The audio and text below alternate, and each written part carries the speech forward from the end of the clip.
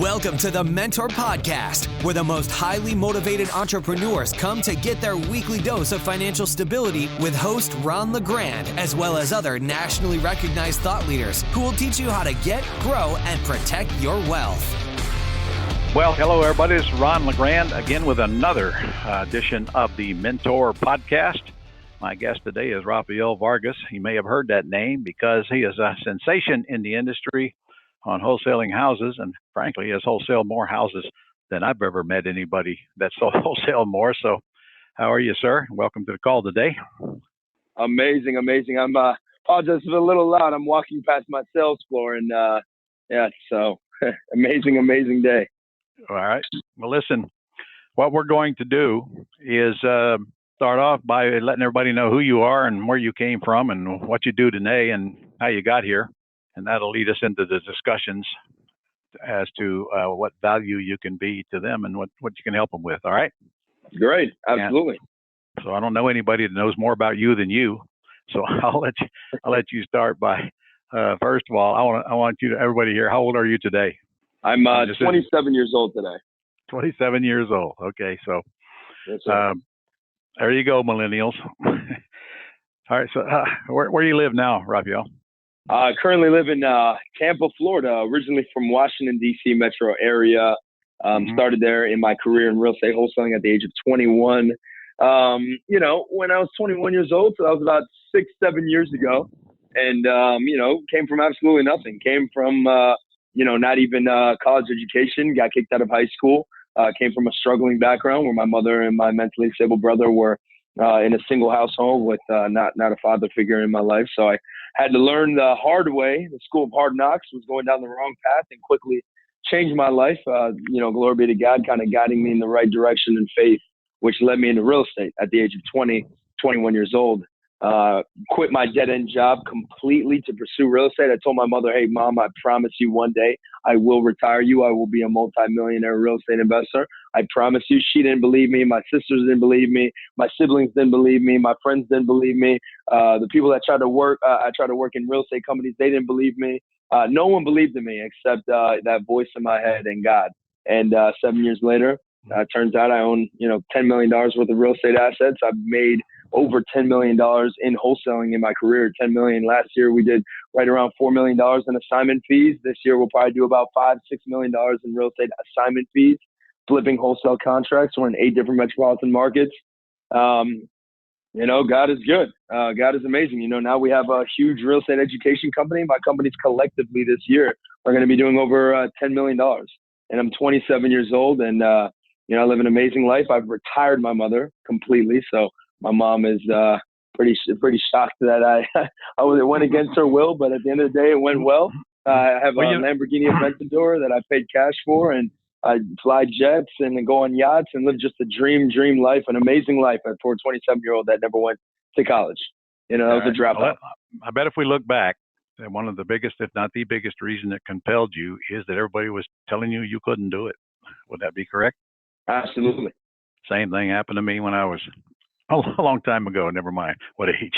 All right. So listen, I want to know, first we got to start with you wholesale houses, but you don't Correct. touch them. You don't even see them physically. And you're in 8 cities because you have boots on the ground in 8 cities. Is that correct? Yes. 8 metropolitan markets. Correct. Yeah. They're not your partners. They're your people that you are a JV with, or are they employees or JV partners? They're strictly independent contractors. They're not even partners. They are independent contractors that we pay a fee. All right. So tell us how you can go from where you were to where you are now and do this many deals when, people are convinced that you got to go out and look at the house and spend all your time riding around looking at crap houses and all that stuff that most people think are involved in this business. Really simple. I tell, my process is the same. It's the way that I got started, cold calling. If you want to scale to the degree that we're at right now, you have to start somewhere. And it starts with overcoming your fears, right? Overcoming your fears of getting on the phones. And that's one thing that I had to learn is master the sales art. So what I did is I got a list of homeowners, absentee homeowners in Washington, D.C., or probate properties, a list of probates or tax delinquents, whatever the motivated list is. And I just cold called them all day, every day. And then I had access to the multiple listing service, which allowed me to evaluate these properties, whether or not I was in that market or not. I was able to evaluate properties very precisely based on the comparable properties in the area. And so all I did was I looked at the multiple listing service and I said, who's my client? My client is real estate investors, right? So what are real estate investors buying in this area for? So if a homeowner had a property at 123 Main Street, and I just saw an investor just bought a property on 127 Main Street for $100,000, I would know that I can call that investor at 127 Main Street, sell to him at $100,000. So I need to be at 80,000 with this homeowner. And so that's what we started doing, and started doing that in DC, cold calling. And after I did cold calling, got a few deals done, then I started doing direct mail. Then I hired people to take my incoming calls. Then went from people taking the incoming calls and direct mail going out and hiring outsourced cold callers. Then we had people selling the contracts and having relationships with investors. Then we hired a marketing person, a COO, and now, a seventh level company. We have almost 20 employees now just running this machine, which is amazing, So to this day, you still send out direct mail to targeted prospects, and then somebody on your team takes these inbound calls and screens them with a few little scripts, right? And then at what point do you get involved, and who decides what to offer? That's a great question. So pretty simple. Calls come in, and we've trained our acquisition department to have the multiple listing service up in all these 8 different markets. And when these calls come in, we evaluate them as soon as the calls come in, and we make offers to homeowners in 7 minutes. So our acquisition team has been trained to evaluate properties using the MLS and make offers very quickly to homeowners. So that's what we're doing. Yes, direct mail is still, a lot of people say direct mail is dead. It's not. Our ROI in direct mail is over 550%. Direct mail is far from dead. We are destroying it with direct mail right now. So you're mailing to these homeowners. Do these properties need repairs or not? A lot of them do, but not necessarily all of them. Typically it's a homeowner that just needs to liquidate that asset because of some kind of distress in their life. A family member died, a divorce, pre-foreclosure. So some properties do, some properties don't. And you suspect they have distress based on the actual list that you rent to mail to, correct? Correct. That's exactly right. All right. So then you follow that. You mail the letters. You wait for the inbound calls. Do you have outbound calls going to that same list simultaneously? Absolutely. We have outbound cold call teams in Mexico that call these same lists. And then when they get an interested lead, they submit it to our acquisition department, live transfer it directly to our acquisition team, who then handles it and then makes them the offer. So the cold callers just call to inquire on interest. If there's interest, get right back to the acquisition team to make that offer. Okay. And you make that offer by just getting the comps basically and making it considerably less than the comps. And then who do you sell it to once you get an offer accepted? An offer means you send them a contract by email, right? Correct. So if we agree on a price, if you have a smartphone or you buy a computer, we send you a DocuSign agreement right there over the phone. It's a purchase contract, 2 pages, very, very simple, very easy, so the homeowner can understand it. And last week we got 17 contracts just last week, about $250,000 worth of deals just last week. And so, it makes, people think that they have to go see these properties. And the reality is you don't have to. If you have an inspection period on your contract, that's what saves you if you get the property and it's more distressed than you thought it was. The goal is just to secure that contract, because once you secure the contract with the homeowner, mentally the homeowner is checked out. Right. So now when other investors call, you say, hey, no more. I already sold it. It's done. So that's when you need the boots on the ground to go look at the property after you get the contract on it. Correct. And they take the pictures of the property. We pay them $50 and that's it. So that's all they get out of it, $50. $50, yeah. Yeah, okay. So and our average deal size is 17,000. Our average deal size is 17,000, All right. So I get that. They look at it, and if there's any weird things wrong, they let you know, and you decide whether you want to go forward with it or not. But on the other hand, you got a contract on the property. You got no risk. You got no money in it. You got nothing to lose. And I assume that a bunch of those contracts do not go through. Is that correct? Correct. It's roughly about we're at a 50% close ratio. So out of 2 contracts that we get, we might close. We'll close 1. Correct. Okay. So it's about 50%. But it's the name of the game. That's just the name of the scale game. You just gotta pay to play. It's called systems. Right? So the reason you don't close them is because you find out a bunch of crap, or you find out you probably paid too much for them. Or you find out that there's just nobody interested in them because of where they might be located, perhaps. Am I on track? Correct. Exactly. All right. Or you can't get a buyer for it. So let's talk about that. What do you do to get buyers for them after you get them under contract? Great question. Really simple. So the same buyers and the comps that we saw when initially underwriting the property, when we make that offer and we say, hey, Mr. Homeowner, we'll buy your property for $80,000. Once we secured for $80,000, we saw that property on 127 Main Street just sold for $100,000.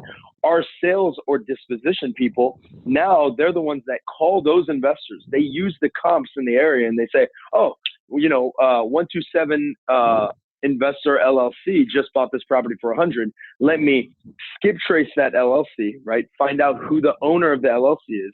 And you can do that from a Google search. Once you find that owner, you use a skip tracing software to find out the phone numbers of that owner. Call the owner and just say, hey, guess what? You just bought a property identical to mine, 2 houses down for $100,000. I have another asset for sale. I'll sell it to you at the exact same price. We're selling money. We're literally selling money. We're calling investors to ask them if they want to make money. It's the easiest sale ever, right? Yeah. So we have the easiest job. So that's how we do it. And so we find buyers that way. On top of that, the realtors that represented the LLCs that are now selling the renovated property on the market, we call the realtors, and we add them to our list, and our list grows and grows and grows. And soon we send an email out, and all we do is we get offers back from our emails. It makes our life really easy. So how do you know that the people you're contacting are investors? Very simple. So in the MLS, what you can do is you can search for cash transactions. And when you look at cash transactions, you'll see, you'll see that $100,000 cash transaction. When you click on it and then you open up the tax record to see who's the owner of this transaction that bought it for $100,000, you then easily see, it's 127 Investor LLC. If it's an LLC, you already know that's an investor. That person purchased it in an LLC, so it's an investor. So that's how we know that these are investors that we're dealing with. Got it. And what happens if you just don't find anybody that wants the house? What do you do? Pretty simple. It does happen again, about 50% of the time, it does happen. So what happens is we during our inspection period, if our buyers do not want to execute on the property, or we don't have any interested buyers, or the offers that we get are significantly lower than the purchase price that we have with the homeowner, we'll do one of 2 things. We'll tell the homeowner, hey, this is the price that we needed at, and we might, just facilitate a small acquisitions fee for facilitating the investor and the homeowner, and say, hey, look, the investor said he can only pay $90 for it. I have it with you, Mr. Homeowner, at $90. Let's do this. We'll renegotiate with you at $85 and then sell it to the investor at $90,000. That's one way to facilitate it. The other way is just saying, hey, we have no interested parties. We're going to have to terminate this agreement. Considering that we're still within our inspection period, there's no harm, no foul, no earnest money deposits have to be argued upon. That's it. How long is your inspection period? So for us, it's between 7 to 14 days. It just all depends on the asset, but 7 to 14 days. Got it. Okay. Do you ever raise money and close on any of these? None of them. None of them at all. No. All right. So you make a lot of money. Of course, it's all short-term capital gains, isn't it? Correct. And you're 27 years old, so you're buying whatever you want out of life. So what are you doing to prepare for the time when you don't want to do this anymore? So I'm investing heavily right now, and I've raised a good amount of capital from investors. One of my business partners and investors is Ray Lewis. We have a solar company together. He's an NFL superstar, now entrepreneur extraordinaire. And, I'm raising capital to invest in commercial assets, multifamily and self-storage facilities. So our goal is to acquire about $75 million in assets in the next year. And we're super excited about that. And that is where we're now investing our capital, Okay. All right. Well, good. I'm glad to hear that, because frankly, most 27-year-olds I know don't think that far ahead. But I'm not like most. I had to make a lot of mistakes. You live long enough to make a lot of mistakes, Raphael. There's more. Trust me, there's more. Okay. Listen, I want you to put yourself back when you were starting, and let's talk about your first full year in business. How many deals did you do your first full year? First full year, I did one deal, actually, only one. Very hard year, very difficult year for me. Yeah. Yeah. Okay. And what about the second year? Second year, I did like 15 to 20, if I'm not mistaken. Mm-hmm. Okay. I'm sure you did these all by yourself, one at a time, and didn't have any of the stuff you have now to work with, right? Correct. Third year is when I grew a company and we did our first million. So what compelled you to go from that second year to that third year and make such a quantum leap? I know it was in your thinking, but what made that change for you internally? You know what? It was a book that I read called Traction by Gino Wickman. I was running my business as a solopreneur and not like an entrepreneur or a manufacturing company or a corporation. Mm-hmm. And so I read this book called Traction by Gino Wickman. It taught me processes, business, KPIs, accountabilities, CRMs. And this book was just incredible. It blew my mind to see that a business, how a business should be run. And so changed my mind frame. Next year, did $1 million, over $1 million. So what'd you do different? Put some really strong processes in place, hired some really key people, put some strong KPIs and management in place as well to hit those KPIs. Had more experience after making a lot of mistakes the first 2 years. A lot of things different. Yeah. All right. So you started implementing a little bit at a time, growing a little bit at a time, but much faster, because as you put these pieces in place, it freed you up to think about working on your business and not in your business. And as you put everything in place, that even gave you the desire to work less yourself, because everybody else was doing it for you and doing a better job and a quicker job. And then you just do that, stair step it until you're where you're at today. That about right? That's exactly right. And you know what? There's one thing I would tell myself when I was 20 years old back again, that to cut that learning curve is hire a mentor. I mean, way faster. I wish I did that. I wasn't able to afford one. And I wish I did. I mean, I really wish I did, because I'm seeing some of my clients now, and I'm sure you've seen this before yourself because you're in the education space. But man, they're just hitting, $200,000 a month, $300,000 a month in just a few short months of working with me and using and implementing the strategies that took me 7 years to learn. Right. So I'm like, man, they're getting the shortcut, Yeah, no kidding. I understand that feeling. So if only I'd have known me back then, right? You ever say that yourself? Yeah. Well, listen, you actually do a training where you teach people how to do this, but you've also got a 3-hour simulcast coming up with us. Going to come up here to Jacksonville, and we're going to film you for 3 hours. And you're going to take people through this thing step by step. And on that, we'll talk about your live training. How many live trainings you do a year? Oh man, we're trying to do more, but I think this year we've done about 6 or 7. Mm-hmm. All right. So you're creating young millionaires yourself, and some of them are old, I guess.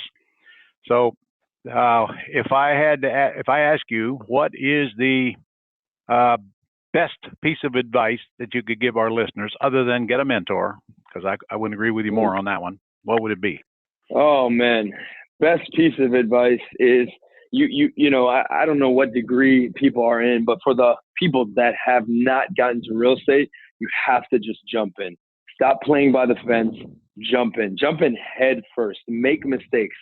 Fail forward. I think a lot of people think that failure is actually moving backwards, but failure is actually moving forward. Fail forward, jump head in, make those calls, even if you don't have everything perfectly set up. Have your CRMs perfect, your phone system's perfect. It doesn't matter. Jump in, fail forward. You'll progress and build a plane as you're flying it. That's the way that I've always done things. And that's the way that I've seen my clients and the people most successful in my life do things as fast as possible. And in your business, you don't have to go borrow money. You don't have to guarantee debt. You don't have to do any of those costly entanglements or rehab houses or any of those things that people think are involved in this business. And in fact, you don't have to take orders from anybody, and nobody can tell you when you've done too much. And you probably learned along the way that most of the things people tell you is a load of crap anyway. And so you can't believe everything you hear, because you're going to hear. Anyway, isn't it amazing how all the broke people have so much information they want to give you on how to get rich? Yeah, it's crazy. Yeah, they're just not qualified, are they? All right. Well, Raphael, I thank you for taking the time to come on here and spend with us today. Well, if you enjoyed that conversation with Raphael, you can get more of it from our annual real estate summit that we're going to do in Vegas next spring. It's actually on March 31st through April 4th. And the information is at RES 2020. That's RES 2020, Real Estate Summit 2020. And it's going to be an incredible event. 5 days with the top trainers in our industry. A lot of neat things going on. And one of the coolest is the deal-a-thon, where people bring in leads, and we actually call sellers and do deals while they watch in the room. And we're going to have experts on about every subject you can think of, including myself, and networking and banquets and all kinds of cool stuff there, and over $100,000 worth of prizes. So go check it out right now and get registered before the price goes up, because it is about to. It's RES 2020. So Raphael will be one of our featured speakers, along with many others. So I'll see you there. That's all for this edition of the Mentor Podcast. To connect with Ron and learn how you can attain financial freedom, as well as up-to-date strategies to grow and protect your wealth based on today's discussion, go to www.connectwiththementor.com.